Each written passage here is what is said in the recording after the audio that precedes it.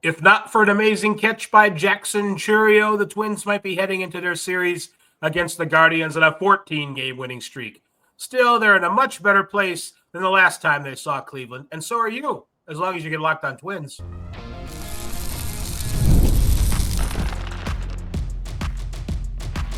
You are Locked On Twins, your daily Minnesota Twins podcast. Part of the Locked On Podcast Network, your team every day.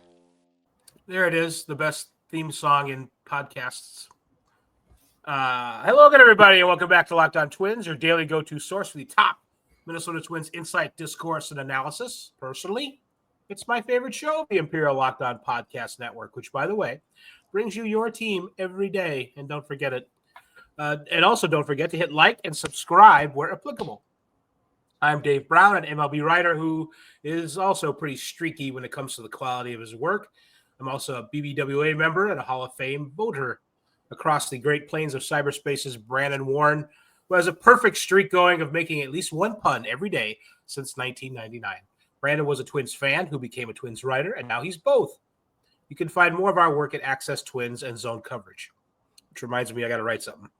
On the podcast this time, it was about time the second-place Twins had a run like that. Now it's the time they get better results against the Guardians, whom they actually lead in the AL Central standings by a half game. Royals, too.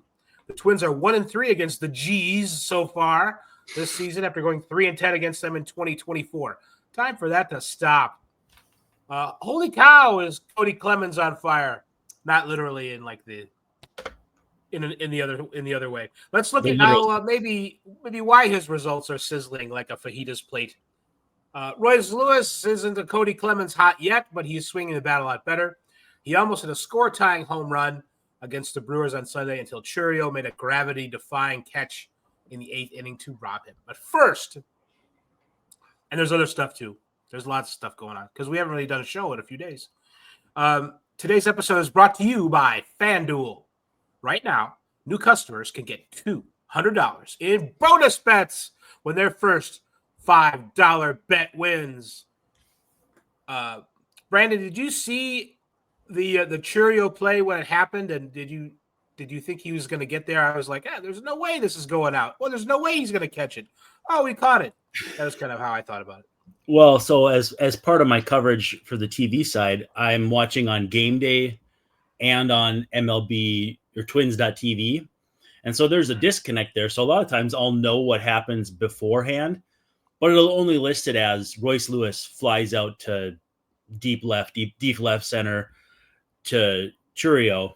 And so I was like, okay, well, let's see what happens. And then all of a sudden I saw how hard he hit it. And I was like, dang, I would have thought that was gone off the bat or had a really good shot.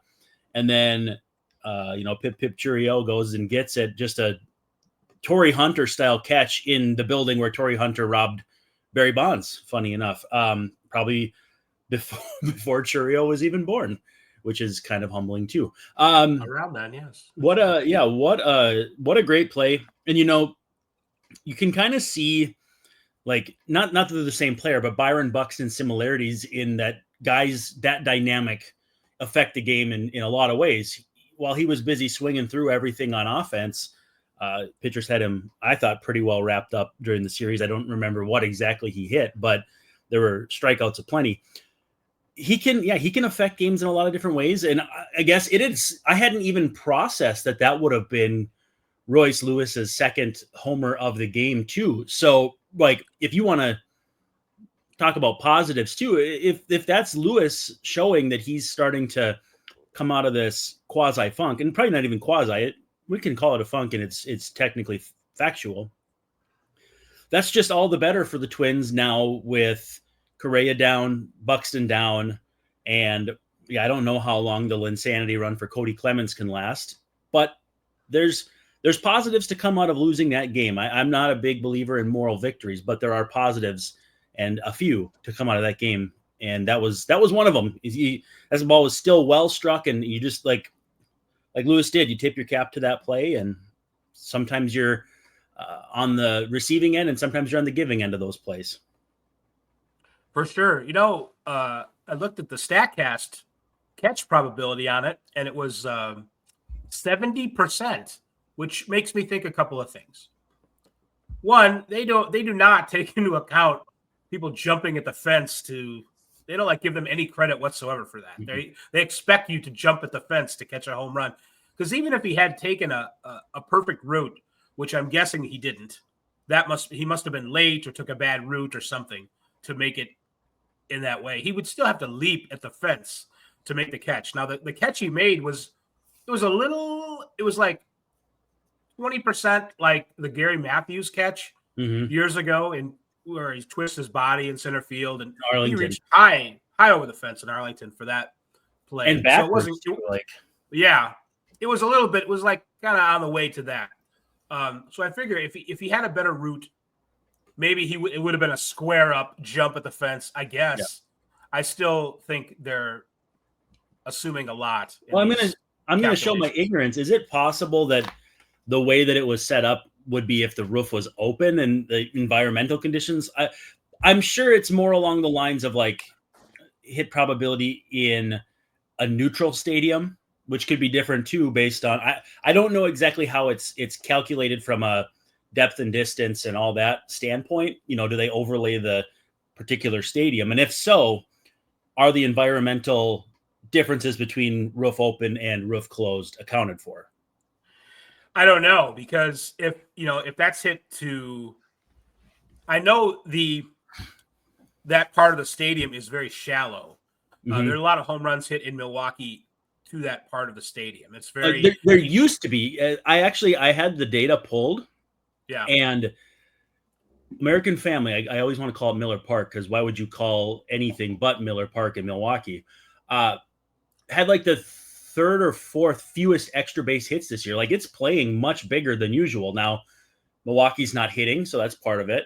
But I just thought that was wild. I had written, in a ballpark usually tailored for home runs and extra base hits, this is happening. So the way it's playing is curious to me at the very least. Yeah, I don't know your answer about that. If the roof, and also they have big windows too that kind of affect the environment sometimes, and sometimes they're open and sometimes they're not. So I can only guess that it had to do with his route to the ball. So I mean, I'm still going to give him more credit than 70% catch probability on that kind of thing. But it was it was a big moment. It would have tied the score. I thought it was funny. Kind of the elephant in the room with Churio was that he hasn't been playing center field all that well. He's got okay StatCast numbers, but in the Cleveland series, if you recall, there were two huge misadventures on fly balls against the Guardians that did not, and Twins Twitter will, seize upon something like that and jump on it. One of which I'm pretty sure cost the Brewers the game. So he's cost them some, whatever in the outfield. He's not really he's a great athlete. He's playing center field because two of the guys, Garrett Mitchell and Blake Perkins, who usually play center, are not available. They're hurt. So that's why he's out there, and he's been usually on the corners. And I've always kind of wondered, well, why isn't Sal Frelick in center? Because he looks like he can cover a lot of ground in right field. That's a good question. But hey, the Brewers know better than I do. But it was a really good sign, at least, that Royce is continuing to hit the ball well. And I'm not sure how many at bats he has so far, but I know that we've been discussing Royce in terms of, they obviously pulled him off his rehab assignment when he was healthy, but not warmed up yet as far as a lot of at bats. It appears that he's reached that threshold of he has enough at bats to be kind of Royce-ish productive at the plate. So that's a really good sign for the Twins that it's happening. And I don't know if they had left him in AAA, would he still be? Would now they have? Would the Twins have missed a couple of home run opportunities because Royce had hit him in AAA if they had left him down there normally? But I don't know. Well, hitting it off Freddie Peralta too. I mean, that's no joke. Like he's solid, and I'm trying to remember which reliever he hit the deep one off. But I mean, Uribe, Nick Koenig, Mears. Mears. I mean, Mears has an ERA of 0.51. Like he hit screamers off two very good pitchers, so that is even more encouraging. Their bullpen's really good. I'm not surprised that with the Devin Twins Williams weren't really gone, able and to- they somehow got better. It's funny. Yeah, Miguel at the end. McGill's good. Koenig is good. It's funny. The first guy they put in, Abner Uribe, might have the best stuff of all of them, and he pitched in the 6th inning. So he's terrifying. I'm afraid of him. So well, I think he had a really tough year last year and couldn't stay healthy. And this year, he's 1.31 ERA. That tells you all you need to know. I think so. At this point, we are going to take our first break, and when we come back, we're going to talk more about the Twins' winning streak and how it ended, and what's up next with Cleveland. Well, if you are looking for a snack that's both delicious and nutritious, we got just the thing for you. Crack into a good source of protein with wonderful pistachios. Don't be like me and accept imitators when you're ordering them online. I made that mistake. We're going to rectify that very quickly with some wonderful pistachios because they are one of the highest protein nuts you'll find anywhere. Each 1 ounce serving, and that's not a ton of pistachios, I'll have you know, has 6 grams of protein, which gives you over 100% or 10% of your daily value. If you have 10 servings, then you'll get you there. 10 Don't ounces. overeat it. Don't overeat it. 10 ounces of pistachios might be hard, but they're packed with fiber and better for you unsaturated fats to help keep you feeling fuller longer. I keep harping on it, but I like the ones that are in the shell. Slows me down a little bit, really allows me to focus on my snacking, which I think is important to do if you're trying to do a little less of that, which is up my alley right now. So get snacking and get cracking with the nut snack that packs a protein punch. Visit wonderfulpistachios.com to learn more.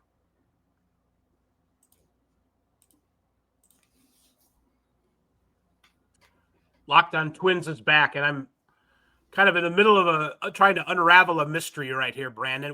What has gotten into Kody Clemens? Oh, I got a good one for that. Yeah, he's let me just go over his stats here for a second. Coming into Action Monday, 381 on base percentage, 622 slugging percentage. He's hit 3 home runs and he's got 3 doubles. So a lot of times when he's making outs, he's hitting the ball really hard.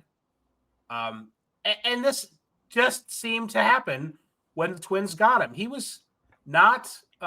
He didn't have a hit with the Phillies. He was over. It was over 6, but even I mean, last year he was.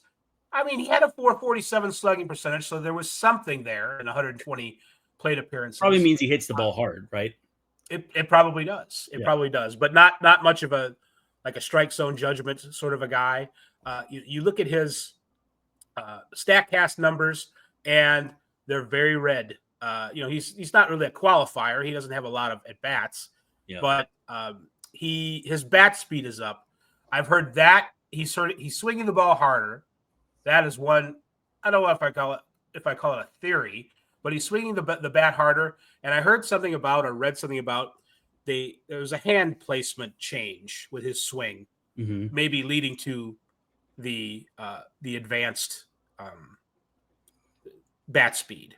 So I've heard good news and bad news on the whole bat speed thing. StatCast checks it. Vinny Pasquantino says he's been swinging the bat harder. This was earlier in the season. He's swinging the bat harder than he ever did, and he wondered if he was swinging it too fast because he was not getting the results that he liked, and he also found that he was not hitting the ball as well. He was chasing more, and there were consequences to swinging too fast for him. That he's going to have to find a sweet spot. It appears that Kody Clemens has found that sweet spot, and it's been a revelation, a huge lift for the Twins, something they've really needed. It's kind of an amazing acquisition, and I'm still not sure how it happened. Maybe he's their Victor Robles. I don't know about that, but maybe. Yeah, I wonder. I feel like bat speed is a little like hard hit rate, where it may or may not have strong correlation in certain sample sizes. Yeah. I'm still like, there are times where I'll pull like a hard hit rate or an exit velocity, and it'll be the opposite of what you expected. And maybe that just means teams are making plays against them, whatever. So Clemens is on one of the best 15-game stretches of his career, and that won't surprise anybody. He's He's been a decent player for his entire career, but he's got, I think it was either 3 or 4 stretches of 15 games in his career. I think it's 4 of at least 1,000 OPS. And the top 3, the current one is number 3. So he's had 2 better stretches than this, which I was shocked to see. They're all like almost exactly the same time of the year. Like one of them's like April 28th. That's the current one. One started April 26th and one started like April 24th. So like there must be something about this stretch of time that he absolutely rakes, because it almost lines up perfectly. And it's not like he's played so many seasons that there'd be an insane amount of noise there. So that just made me kind of crack up like, oh, he likes late April and early May. Someone might want to look into why that is. Is this like the thing where at certain times of year you can put the egg on its edge and it will stay, like a solstice situation? Yeah, solstice. I was trying to remember what that's called. I was going to say eclipse, and I knew that was wrong.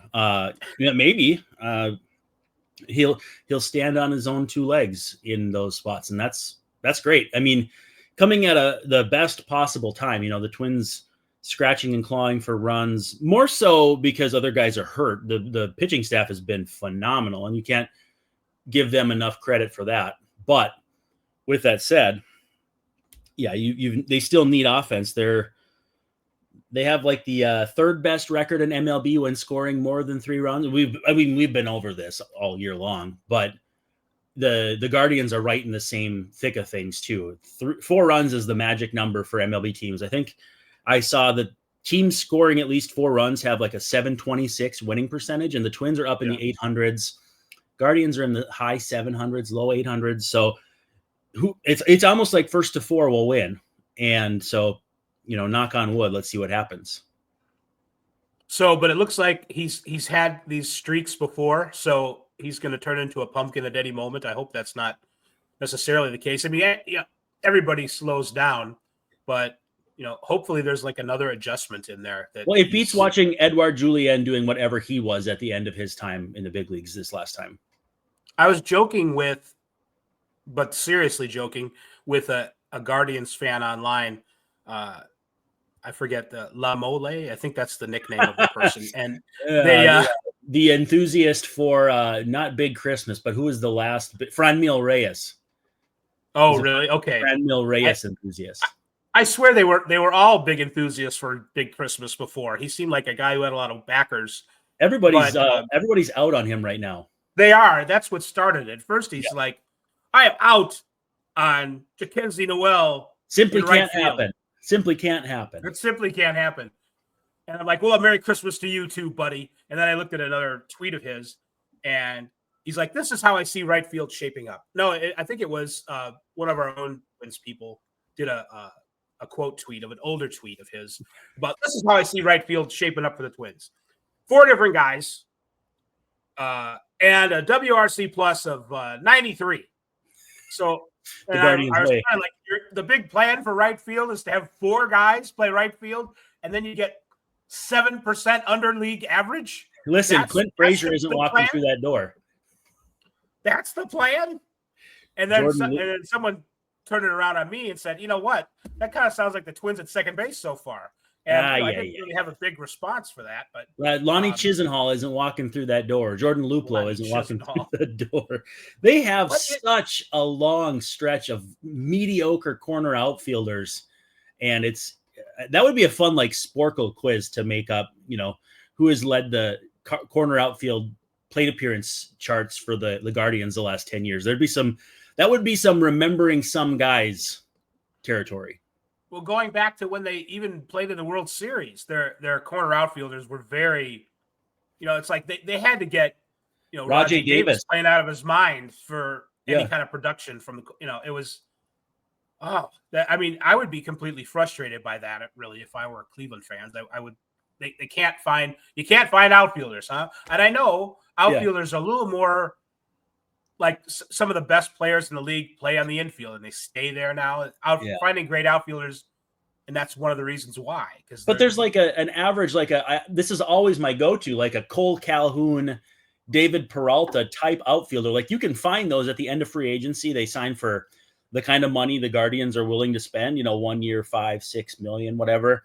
And instead they give $12 million to Carlos Santana, which speaking of bat speed decliners, Josh Naylor is one of the biggest ones, and he's actually having a pretty decent start to his season with the Diamondbacks. So it'll be curious to see again if there's correlation, causation with bat speed. But Cole Calhoun is always, for some reason, my average guy in the corner example. But if you could find a guy like that every single year, and I think you can, there's really no reason. It simply can't happen that you have 4 guys combine for a 93 weighted runs created plus. And it's so funny to see them, like, I'm not trying to cast stones, but Nolan Jones and Chase DeLauder and George Valera. And it's like, yeah, I mean, those guys could all be good, but we don't have to pretend like they're going to come up and just set the world on fire. Even Kyle Manzardo has taken some time, other than he's hit for some power, but that was going to be their offensive savior. And that's not going so great. Since the start of his career, he's been better this year. Who's the new guy? Kiefabe? TJ Kiefabe. I'm saying it like I'm from down south, Kiefabe, but it's Kayfus. If you know how to say it, feel free to leave it in the comments, but it sounds like Kiefabe to me. Well, that's one of the guys that Lamole says is going to save him in right field, and he's like, I thought he was a first baseman. I don't know. Well, no, I don't know. He's maybe so. What in the White Sox would that be? First baseman playing right field. Oh yeah, maybe Andrew Vaughn will be available on waivers soon, and the Guardians can pick him up and put him in right field, and they'll hit. Man, he's going to be a Ray.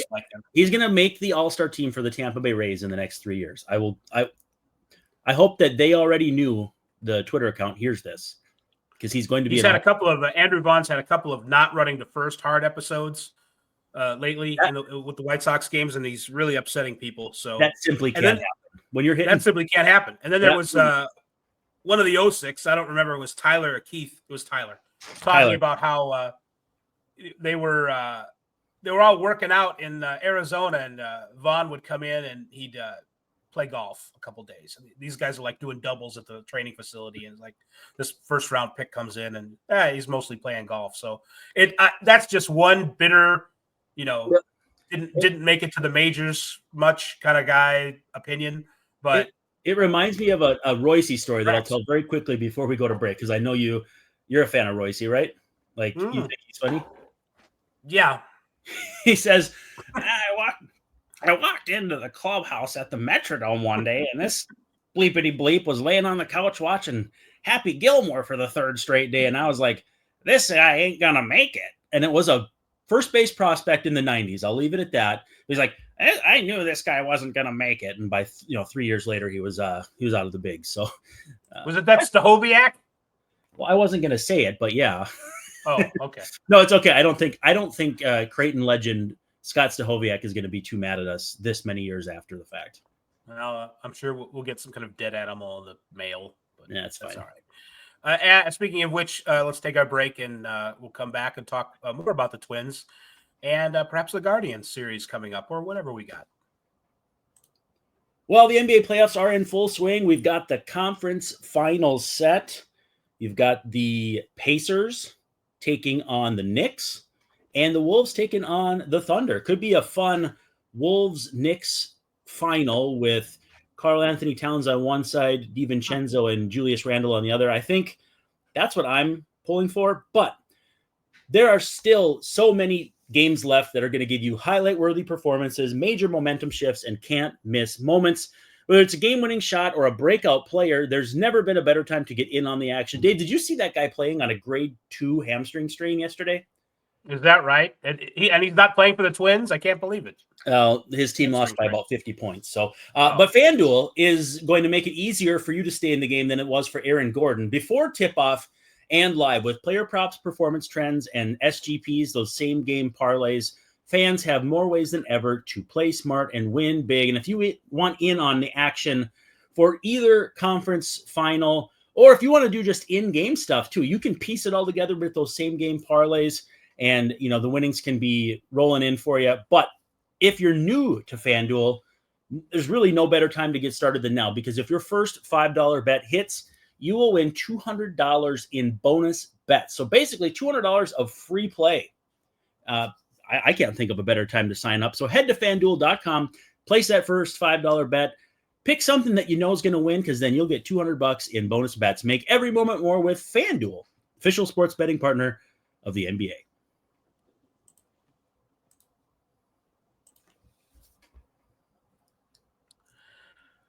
Locked On Twins has returned for its final segment for this show. The Minnesota Twins 13-game winning streak ends, and the Cleveland series begins.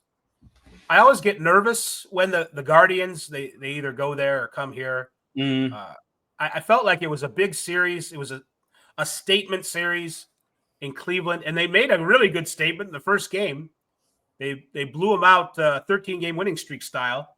Yeah. And then the rest of the series looked kind of like how last year with the Guardians. Now, it's not, we've also made fun of how the Twins seasons last 2 years have sort of looked alike. There's a big, long winning, there's a 13-game winning streak, and there's another, I think the last 2 years.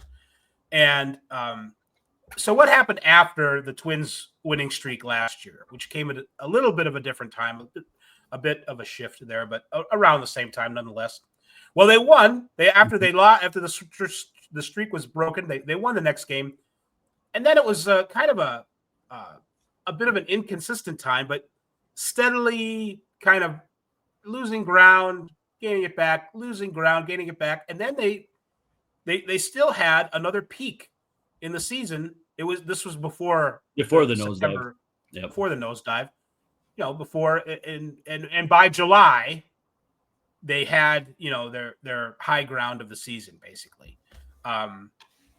So we could be, I don't think there really is any correlation, but I'm just kind of getting ready for that, we're going to go back to a little bit of an inconsistency, but I feel differently about this team than I did last year. I feel right. like they have arrived at a place where, they don't have everybody healthy, but they have enough going for them in the lineup that they're going to be able to score runs a little more consistently than they did earlier in the season.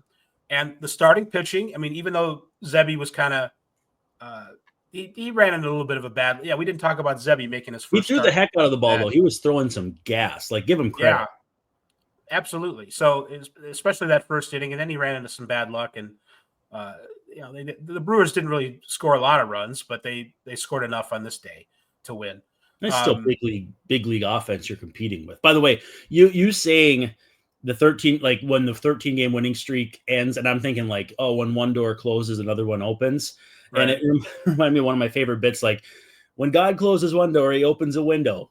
Would someone please help me? My heating bill is $600. It's one of my favorite bits. That sounds like a Twins fan too, saying that, but yes. But I think the Twins just have, knock on wood, too much good pitching from top to bottom to go on a huge bender in the wrong direction anymore. By the way, Zebby's strikeout pitch to William Contreras in the first inning was the fastest pitch of his big league career. So that was pretty cool too. That is. And his propensity to avoid home runs and walks, generally speaking, in his pattern, leaves me optimistic. I don't know how long this is going to, are we really going to give SWR 2 starts in the minors? Yeah. And then Zebby is going to take over, or is going to go back to the minors. I don't know. I don't know if that's going to be. Where does Pesta factor in? Although it sounds like he was dealing with some arm fatigue, so who knows? I had not heard that about. That's why he got pushed back, is what I had heard. He had a gap of like I think 7 days between starts, and I had seen someone saying, "Yeah, it was a little arm fatigue. They just wanted to give him some extra time." Because I thought maybe that extra time was to line him up to make the start on Sunday, but that apparently was not the case. I did think it was funny that just from an individual standpoint, I had made that call for Zebby and Festa to be brought up because they weren't getting enough innings out of the starting pitchers. And then how many innings did Zebby go yesterday? It was another bullpen game. 3. Then Cole Sands threw 2 innings for the first time all year. It looked solid. And in fact, the rest of the bullpen was decent enough. I mean, Alcala gave up a run, but from where he's been to where he is now is, I would say, still progress. That's true. Alcala, and he did he leave start with a walk and then a wild pitch or something like that, and then Yeah. And that run ended up being, the perceived difference of the Lewis home run versus not. Now, with that said, Alcala doesn't pitch in a tie game in the ninth inning, or the eighth inning rather. So that's not exactly apples to apples. He might have to at some point, but yeah, the Guardians come in. They've won or they've lost 4 in a row. I continue to be not impressed. Of course, I wasn't impressed all of last year, and they ended up having a pretty good season anyway, despite my opinion. Yeah. So this shows what that's worth. But I just I think they're ripe for the plucking. But at the same time, I feel like, well, they're we really need some wins here against the Twins. No, doggone it, you're not going to get them. Fight back. You're not going to get them this time. You're not going to get them. Animal. I don't care how much you need it. Back. You can't. No, it's not going to happen. Well, so I'm thinking their run differential right now is minus 20. Other teams with minus 20 or so. Blue Jays 22 and 24 with a minus 28. Nobody else really has minus 20. The Brewers are 22 and 25 with a minus 7. They're in kind of rare company. Royals are minus 1 right now. Twins plus 35. Good to be in the plus 35 area though. That's solid. That's my age group, so I guess it's all right. On that note, we are going to thank you for making Locked On Twins your first listen today. For your second listen, check out the all-new Locked On MLB Game Night. Every game, every night, like they say, all season long. Get local analysis on a national scale. Find MLB Game Night on Locked On MLB on YouTube or wherever you listen to podcasts such as this one. So, for Brandon Warren, this is Dave Brown, wishing you all a very pleasant good evening, saying we will see ya tomorrow night.